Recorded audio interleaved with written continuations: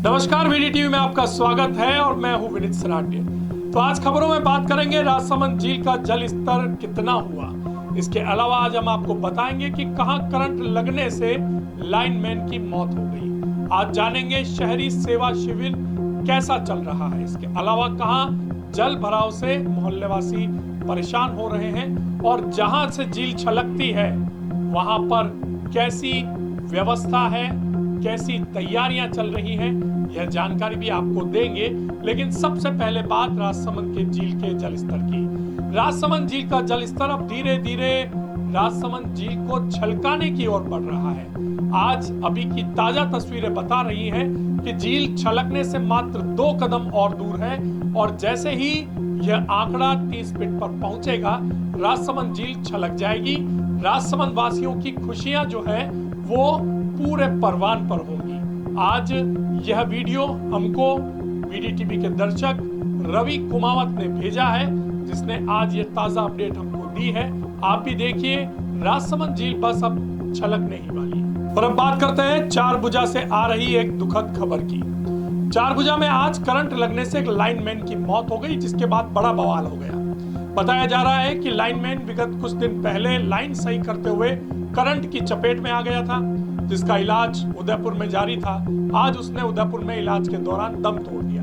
जैसे ही इसकी सूचना ग्रामवासियों को मिली, ग्रामवासी और उक्त मृतक के परिजन विद्युत विभाग कार्यालय के बाहर जाकर धरने पर बैठ गए, नारेबाजी की और काफी आक्रोश भरे माहौल में अधिकारियों के साथ बातचीत हुई। बातचीत के बाद यह निर्णय लिया गया कि मृतक को मुआवजे के रूप में उसके परिवार को 25 लाख रुपए दिए जाएंगे।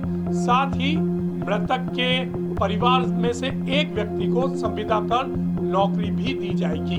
आइए इस पूरे मामले में क्या कहना है कांग्रेस नेता योगेंद्र सिंह परमार का जानते हैं।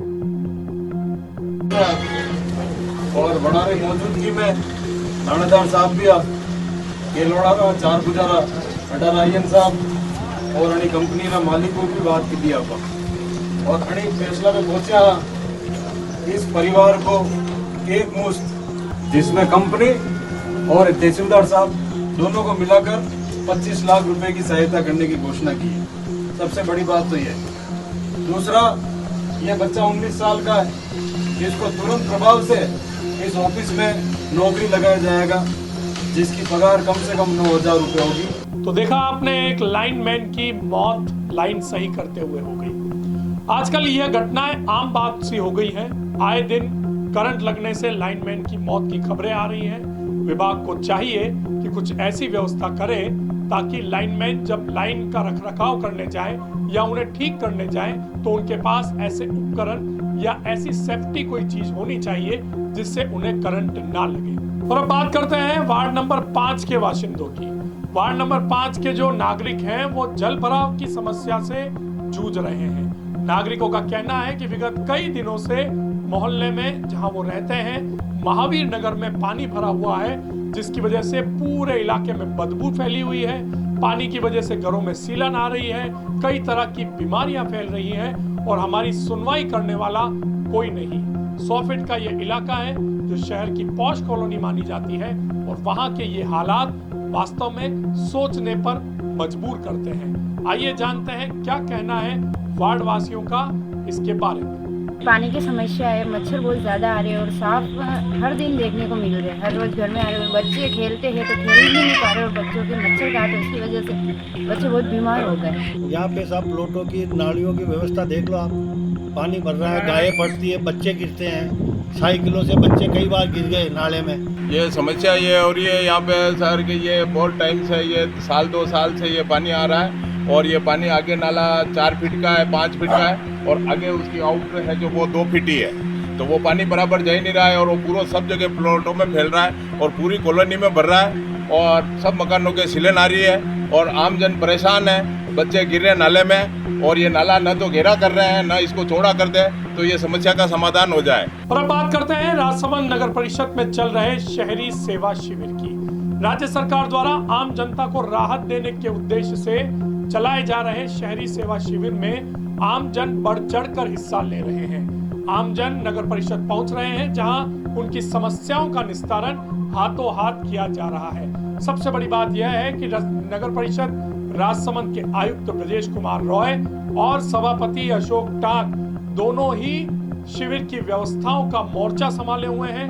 आम जन को कोई भी असुविधा ना हो, इसके लिए सारे अधिकारियों को उनके द्वारा निर्देश दिए जा रहे हैं और समय समय पर उनके द्वारा शिविर की मॉनिटरिंग भी की जा रही है। आज वीडीटीवी की टीम ने नगर परिषद जाकर उक्त पूरे शिविर का अवलोकन किया। वहां के जो आम नागरिक हैं, जो अपनी समस्याओं को लेकर आ रहे हैं, उनसे बात की और नगर परिषद के सभापति अशोक टाक और आयुक्त ब्रजेश कुमार रॉय से भी शिविर के बारे में जानकारी ली। आइए सुनते हैं क्या कहा अधिकारियों ने।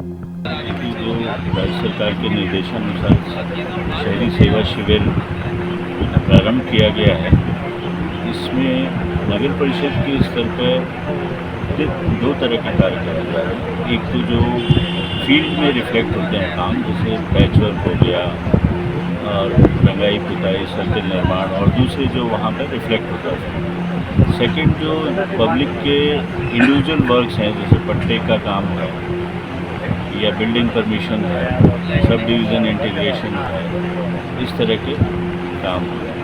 शहरी सेवा शिविर राजस्थान सरकार द्वारा जो चलाया जा रहा है, उसमें राजसमंद नगर परिषद क्षेत्र में लोग जो आवेदन कर रहे हैं वो लाभान्वित भी हो रहे हैं। उसमें जैसे PM स्वनिधि योजना है, प्रधानमंत्री आवास योजना का फॉर्म है, स्टेट ग्रांट के पट्टे हैं, 69A के पट्टे हैं, बिजली विभाग द्वारा सोलर की सुविधा है, और चिकित्सा विभाग द्वारा जो सुविधा है नारी शक्ति वाली वो है, और भी कई अन्य प्रकार की सुविधाएं नगर परिषद राजसमंद में कैंप लग रहा है, इसमें सभी आमजन को मिल रही है। और अब बात करते हैं खुशियों की चादर की। राजसमंद झील छलकने वाली है और यह छलकना सिर्फ राजसमंद झील के जल का छलकना नहीं है, बल्कि ये राजसमंद झील के साथ राजसमंद की झील से जुड़ी सारी जनता की खुशियों का छलकना भी है। और इसी के मद्देनजर जब आप राजसमंद झील के उस किनारे पर जाएंगे जहां राजसमंद झील का पानी छलकता है, तो आपको कोई असुविधा ना हो, इसका ध्यान रख रहे हैं भाणा के वर्तमान प्रशासक नोकलाल कुमावत। उनके द्वारा आज JCB मशीन लेकर उस पूरे क्षेत्र की सफाई करवाई गई, ताकि आम जनता जब झील के ओवरफ्लो को देखने आए तो उसे किसी भी तरह की असुविधा का सामना ना करना पड़े। वास्तव में नोकलाल जी की ये पहल जो है वो सराहनीय है। वीडीटीवी आपकी इस पहल की प्रशंसा करता है और उम्मीद करता है कि आगे भविष्य में भी आप इसी तरह का कार्य आम जन के लिए करते रहेंगे। और अब बात करते हैं आज के इतिहास की।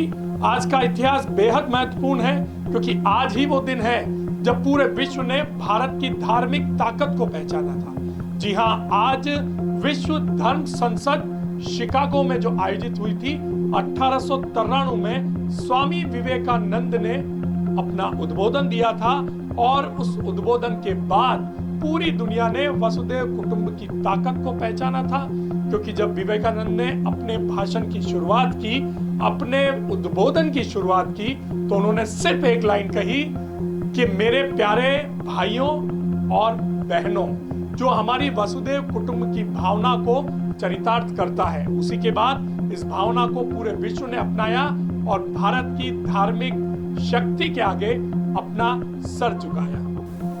तो आज के इस बुलेटिन में बस इतना ही, लेकिन जाते जाते इस बुलेटिन की समाप्ति करेंगे सकारात्मक बात के साथ। प्रार्थना ऐसे करनी चाहिए जैसे सब कुछ भगवान पर निर्भर हो, और प्रयास ऐसा करना चाहिए जैसे कि सब कुछ आप पर निर्भर हो, तभी सफलता आपके कदमों को चूमेगी। तो आज के बुलेटिन में बस इतना ही, लेकिन कल हम फिर आएंगे लेकर वो तमाम खबरें जो जुड़ी हैं आपसे। करेंगे वो बात जो है आपके लिए खास, बनकर आपकी आवाज वीडीटीवी के साथ। और हाँ, आपसे निवेदन है, हमें सब्सक्राइब कीजिए, हमें फॉलो कीजिए, हमें शेयर कीजिए, और अगर आपके आसपास भी कोई खबर है तो हम तक पहुंचाइए। हमारे व्हाट्सएप नंबर इस स्क्रीन पर नीचे दिए गए हैं। नमस्कार।